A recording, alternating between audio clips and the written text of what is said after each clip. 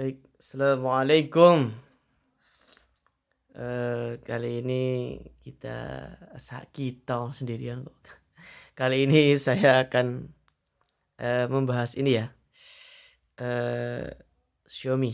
Kali ini Xiaomi Redmi Note 9 Pro. Jangan Sony terus biar ada selingan gitu ya. Jadi ini adalah Xiaomi Redmi Note 9 Pro. Kenapa saya tertarik untuk membahas Xiaomi Redmi 9 Pro? Karena menurut saya ada beberapa hal yang masih sangat patut dipertimbangkan untuk Xiaomi Redmi Note 9 Pro ini di tahun 2021. Bagaimana kalau Redmi Note 9 Pro ini masih bisa bersaing di antara rival-rivalnya atau lawan-lawannya di harga yang sama. Karena harganya sekarang yang varian 664 ini di Tokopedia kisaran 28 ya, 28 sampai 29. Jadi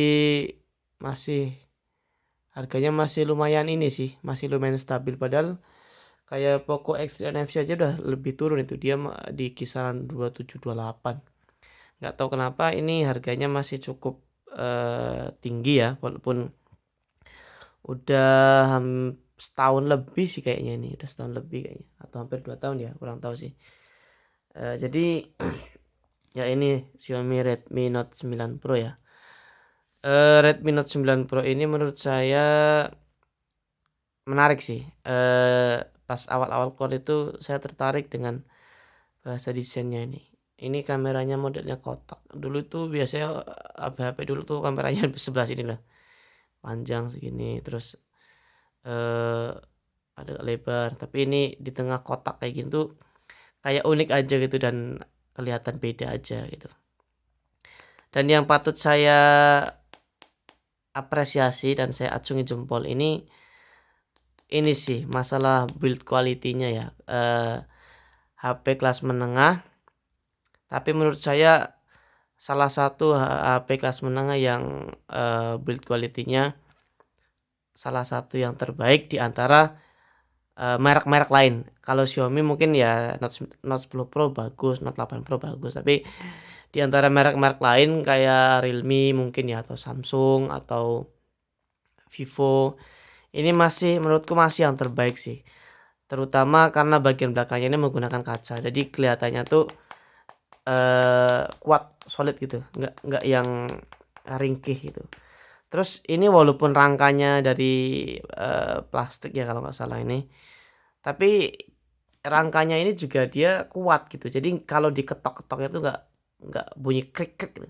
Nah, dia kuat, nggak yang bunyi krek kayak longgar gitu loh. Soalnya beberapa HP yang saya coba, smartphone yang saya coba di harga yang sama, kelas menengah juga, biasanya tuh yang menggunakan rangka atau ininya plastik ini, biasanya ini kalau di ketok-ketok gini agak ringkih dan kerasa kurang solid, kayak ada bunyi kekak gitu loh. Tapi kalau di Xiaomi Redmi Note 9 Pro ini dia kuat, dia nggak yang bunyi kekak gitu. Itu yang patut saya apresiasi dari Xiaomi. Sebenarnya di seri Redmi Note 8 Pro, Redmi Note 8 itu juga sama bagusnya, sininya rangkanya tuh bagus dia. Cuma di Redmi Note 9 dia kurang. Tapi di Note 9 Pro ini bagus, dia rangkanya bagus ini. Lihat dipegang tuh ya kokoh itu. Beda lah, coba kalian bandingin aja sama merek-merek lain. Saya yakin ini salah satu yang terbaik sih, karena ya ini udah kaca, terus rangkanya juga bagus, kuat. Terus untuk Redmi Note 9 Pro dia masih menggunakan layar IPS ya, bukan IPA, AMOLED maksudnya. Receh banget anjir. Ya itu, jadi ini layarnya masih menggunakan IPS, bukan OLED atau AMOLED atau apapun itulah ya sebutannya, itu kan cuman branding aja. Intinya OLED lah gitu.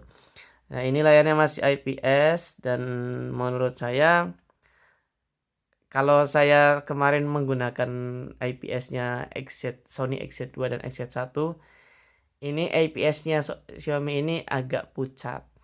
Saya jujur aja ini. Bagus sih, bagus, gak yang gimana-gimana, tapi menurut saya warnanya kurang hidup gitu. Kayak warnanya itu agak pudar, agak pucat. Karena jika saya bandingkan dengan XZ2, XZ3 jauh lah dari segi warna dan ketajamannya. Tapi ya oke lah untuk harga segini, eh, udah bagus sih, maksudnya kualitasnya udah lumayan. Tapi kalau dibandingin sebelah-sebelahan mungkin dengan XZ2 atau XZ1 masih jauh. Dan di sini Redmi Note 9 Pro masih menggunakan refresh rate 60 Hz ya, belum 90 atau 120. Ya mungkin pada saat itu pertimbangan Xiaomi nggak tahu ya, untuk mungkin dia fokus di sektor lain seperti chipsetnya, atau nggak tahu juga kenapa masih pada saat itu masih mempertimbangkan untuk tetap menggunakan refresh rate 60 Hz. Tapi ya menurutku ya no problem lah, nggak masalah lah, maksudnya selagi masih enak terus respon layarnya bagus ya nggak masalah. Tapi dibanding misalkan ada beberapa merek yang pernah saya coba, misal salah satunya merek sebelah itu yang warna kuning itu, dia walaupun 90 Hz tapi respon layarnya tuh agak telat gitu. Misalkan jari kita buat scroll kayak gini, dia kadang masih ada kayak jeda beberapa milisecond atau apalah. Jadi kalau ini kan dia agak nurut, dia ngikutin jari tuh, nggak terlalu jauh lah responnya. Tapi kalau ya di yang merek sebelah itu, dia diginiin kadang belum ngikut. Jadi jari kita misalkan udah di posisi eh, getaran, dia baru di notifikasi, dia baru jalan gitu. Jadi misalkan gini, gini gini, jadi gini. Nah gitu, jadi biasanya gitu. Nah itu di merek ini. Tapi kalau di Xiaomi, selama saya gunakan beberapa tipe, termasuk salah satu smartphone dengan respon layar yang bagus di kelasnya, jangan dibandingin dengan Galaxy, tentu beda gitu ya, atau dengan merek yang sudah premium tentu beda. Tapi untuk kelas HP dengan harga yang terjangkau dan bisa mendapatkan itu, menurutku itu udah nilai plus banget sih. Karena menurutku respon layar itu paling penting sih. Misalkan kalau kayak kita buat main Mobile Legend atau game-game yang butuh gerak tangan cepat, itu penting banget respon layar yang bagus. Karena pernah saya pakai merek sebelah itu yang agak delay respon layarnya itu, kayak buat main Mobile Legend tuh misalkan kursornya kan di sini kan. Jadi kadang tuh kayak emosi sendiri gitu, kok nggak ngikut-ngikut gitu. Udah di gini-gini tapi kok nggak ikut-ikut. Nah itu di Xiaomi ini bagus. Terus untuk masalah performa ya lumayan lah, 720G ya. Untuk chipset kelas menengah ini masih bisa diandalkan untuk sehari-hari. Masih lumayan banget, masih cukup ngegas, tapi ya belum sampai yang wow gitu. Ya masih lumayan aja gitu. Tapi ya nggak ada yang gimana-gimana sih. Cuma kan kadang di MIUI kan dia kayak agak berat gitu ya. Jadi kadang misalkan ada kayak dedet gitu, kayak gadet-gadet misalkan buat buka aplikasi atau buat apa dengan intensitas tinggi, misalkan dengan baru buka ini terus kita mau pindah lagi, kadang ada semacam eh, jeda deg gitu. Jadi kayak patah-patah dikit, tapi dikit banget sih. Nggak tahu ini MIUI dari dulu itu memang kayaknya kayak gitu sih. Tapi kemarin saya coba Redmi Note 10S itu di MIUI 12.5 itu udah agak ini, animasinya udah agak smooth, jadi agak-agak mirip sama iOS gitu. Nah di ini karena masih MIUI berapa ini, 12.0.5 ini masih belum sebagus yang 12.5. Yang 12.5 itu bagus sih menurutku. Dia cukup signifikan untuk masalah performa, dan animasinya juga nggak yang patah-patah, itu bagus sih. Nah itu untuk performa ya cukup aja, cukup. Nggak yang lemot, nggak yang ngegas banget, cukup aja. Terus untuk masalah kamera, eh kamera Note 9 Pro saya sudah pakai beberapa bulan sih, tapi kameranya emang oke lah, oke aja. Nggak yang wow atau gimana, oke. Tapi ya pakai Gcam itu solusi. Jadi kalau pakai Gcam tuh langsung kayak beda lah, beda kayak kayak beda HP gitu. Padahal masih satu ini ya. Kamera sih oke, maksudnya untuk harga segini menurutku ya ini cukup. Tapi kalau kalau aku kadang kalau saya kadang lebih suka merek sebelah yang kuning itu. Dia kameranya agak warnanya itu agak hidup dan agak bagus aja, agak terang gitu. Kalau di Xiaomi itu kadang biasanya lebih cenderung ke natural. Jadi kalau saya pribadi lebih suka yang merek merek merah yang kuning itu. Itu saya cukup apresiasi sih yang merek kuning itu kameranya. Ya Xiaomi udah lumayan lah maksudnya, tapi nggak yang gimana-gimana. Kalau saya pernah pakai Pixel ya jauh pasti lagi iPhone. Kalau iPhone tuh di foto mungkin iPhone nggak yang gimana-gimana, tapi kadang di video itu iPhone keren banget sih kalau untuk video. Nah, di Xiaomi ini ya oke lah, cukup aja. 64 megapiksel kalau nggak salah ya. Iya, kalau nggak salah segitu.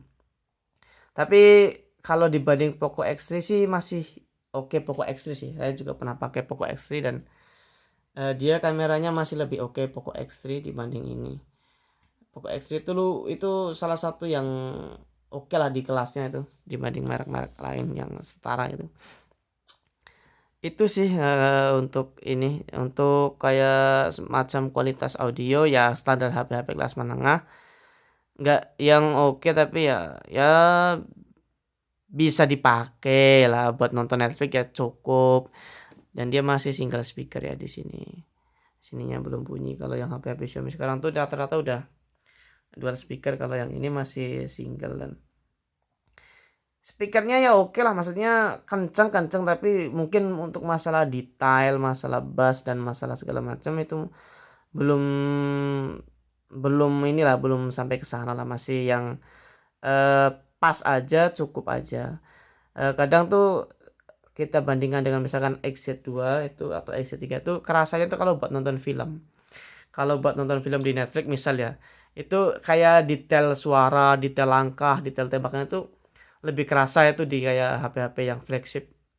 Walaupun flagship jadul itu masih bagus speakernya kayak XZ2 itu saya pernah buat nonton Netflix, XZ3 juga itu detailnya tuh kerasa, suara langkah, suara ininya. Jadi lebih detail. Tapi kalau di HP-HP kelas menengah kayak gini mungkin belum sampai ke sana, tapi ya suaranya bagus, udah kenceng, udah ya bisa diandalkan untuk sehari-hari lah.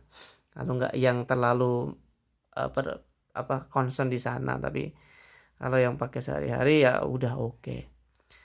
Ya itu sih mungkin untuk Redmi Note 9 Pro serinya. Dan menurutku gimana ya, aku eh kayak masih pakai ini tuh kayak masih ada yang mengganjal, tapi nggak tahu apa yang saya bisa utarakan. Tapi kayak ada sesuatu yang gimana ya, belum kayak ngerasa benar-benar puas gitu ya, ada yang mengganjal gitu. Tapi ya masih bisa ditoleransi dengan kualitas yang ditawarkan, diberikan lah, masih kualitas yang diberikan itu masih masih bisa diterima lah. Tapi kalau disuruh milih antara Note 9 Pro dengan Poco X3, saya lebih milih Poco X3 sih. Pertimbangannya kamera dan layarnya sudah 20 Hz. Kalau ini mungkin kalau kalian yang nyari kemewahannya, build quality yang bagus, ininya udah kayak kaca, dipegang enak gripnya, mungkin ambil ini. Tapi kalau kalian nggak peduli dengan itu dan desain, kalian bisa ambil Poco X3 sih untuk yang sekarang. Tapi sekarang udah ada X3 NFC sih, sama Note 10 Pro itu juga bisa jadi pertimbangan kalian untuk upgrade. Tapi yang menarik dari HP ini ya di tahun 2021 itu ininya, harga secondnya itu murah cuy. Kalian bisa dapat mungkin di harga 2,3 kalau ada yang butuh uang, atau ya 2,4 2,5 lah dapat Itu secondnya menarik sih, secondnya ini sih mungkin itu aja ya. Kalau di Poco X3 NFC itu katanya ada isu sinyalnya agak lemah, tapi kalau di ini nggak ada sih, nggak ada problem, nggak ada apa. Ini termasuk HP yang menurutku pas di segala sisi. Itu sih mungkin itu aja. Thank you, matur nuwun.